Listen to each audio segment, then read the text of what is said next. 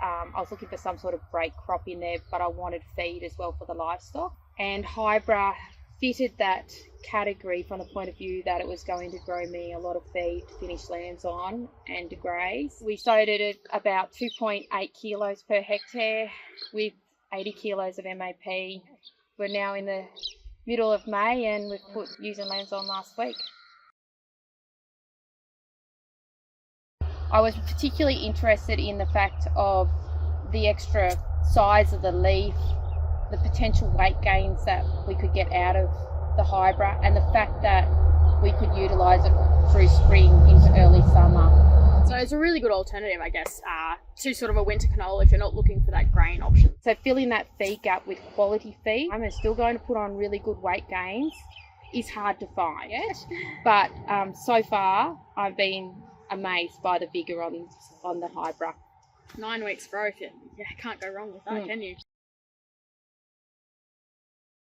It hung on because we had some really warm weather. We were still getting in the 30s for daily temperature plus. So we were getting some, pretty high evaporation rates, pretty bad soil at that point in time, and yet this hung on and looked as fresh the whole time, despite having no subsoil moisture under it. So yes, we've had good follow-up rain to keep it going, but we've had some good tough patches in there for 3 weeks or more. But we're at 9 weeks now, so you think potentially you could have had stock on here sort of around that 7 weeks? Definitely, yeah. Wow. It was definitely ready for stock at 7 weeks, and I wouldn't have caused it any damage. I've also let the roots get down and get really established for the rest of the season, which will hopefully support us through the springtime. But every time it gets rain, whether it's 10 mils or 20 mils, it has responded really quickly and doubled generally in its dry matter content within sort of a week.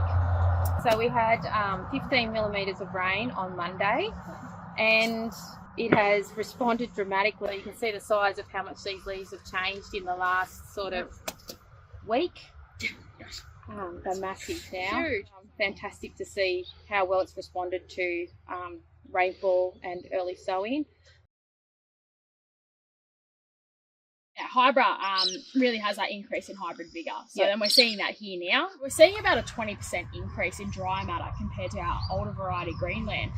And so the results of that extra dry matter results in more kilos of meat being produced off of this. So by boxing it together, managing it correctly, you've really got an absolute rocket fuel of a crop here for your lambs to sort of finish on.